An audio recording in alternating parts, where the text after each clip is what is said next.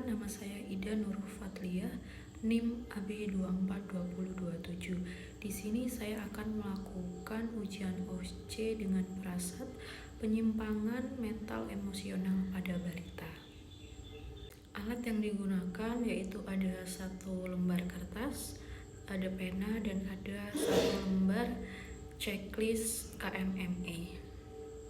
Waalaikumsalam Ibu, silahkan masuk. Ada yang bisa saya bantu Bu? Ya, silahkan duduk Bu. Perkenalkan, nama saya Bidan Ida yang bertugas pada siang hari ini. Gimana Bu, ada yang bisa saya bantu? Oh, Ibu ingin memeriksakan anaknya ya Bu ya? Biasanya suka bermain dengan temannya ya Bu, tapi akhir-akhir ini suka marah-marah tidak jelas ya Bu ya, tanpa sebab yang jelas. Oh iya, sebelumnya saya tulis namanya dulu ya Bu ya. Ini dengan adik siapa? Umurnya 48 bulan ya Bu ya. Nanti saya periksa keadaan umumnya dulu ya Bu ya. Bu, di sini saya sudah melakukan pemeriksaan umum. Jadi keadaan anak Ibu baik ya Bu ya, normal, suhunya 36,6, normal, nadinya 90 kali per menit, respirasinya 31 kali per menit gitu. Jadi keadaan umumnya bagus ya Bu ya, normal ya Bu ya.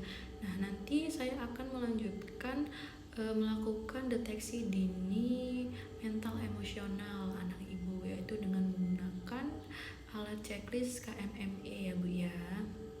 Nanti saya akan menjelaskan apa itu KMME.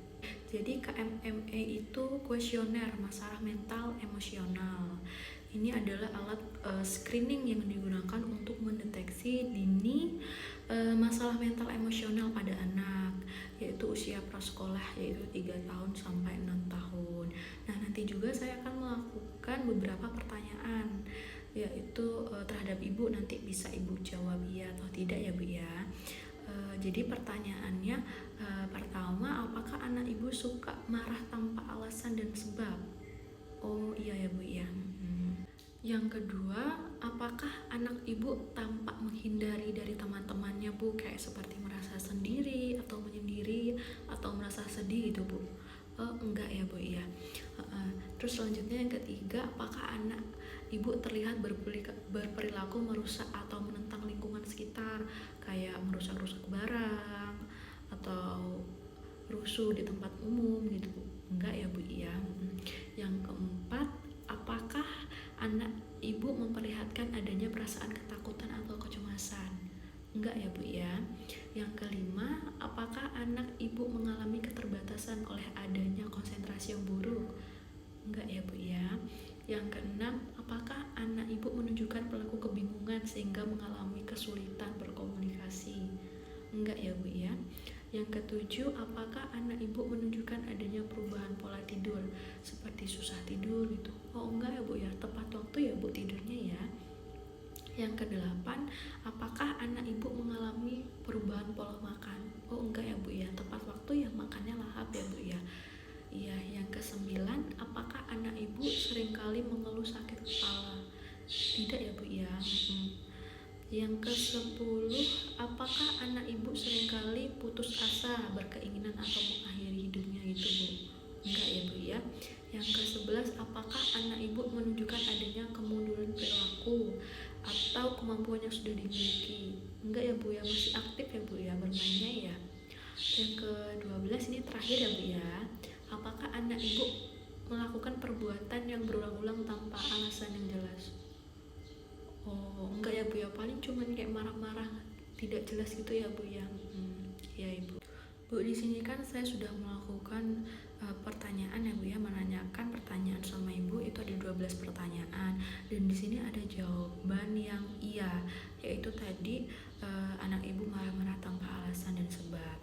Jadi ini bisa dinyatakan anak Ibu mengalami deteksi dini masalah mental emosional itu. Cuman kita lakukan pengkajian nih, apakah anak Ibu ini saat bermain sama temannya itu berebut mainan, apakah ada keinginan yang tidak sesuai dengan anak Ibu yang inginkan gitu. Nanti kita akan melakukan pengkajian lebih lanjut ya Bu ya. Nanti selanjutnya ibu bisa menanyakan pelan-pelan nih sama adiknya. Kalau misalnya dia marah-marah nggak jelas ditanya maunya apa, karena apa gitu ya Bu ya, pelan-pelan ya Bu ya. Terus nanti kalau misalnya kedepannya masih begini sering marah-marah nggak jelas atau makan tidak teratur, nanti boleh ibu kunjungan ulang ya, itu setiap 3 bulan sekali ya Bu ya. Nanti ibu melakukan screening nih, deteksi dini mental emosional pada adik. Tapi kalau misalnya 3 bulan anak ibu sudah ada perubahan, tidak marah-marah atau makan teratur, itu tidak usah dilakukan kunjungan ulang ya Bu ya. Ya sehat ya Bu ya. Kalau misalnya ada apa-apa nanti bisa hubungin saya atau datang kembali ya Bu ya. Ya semoga sehat selalu Bu.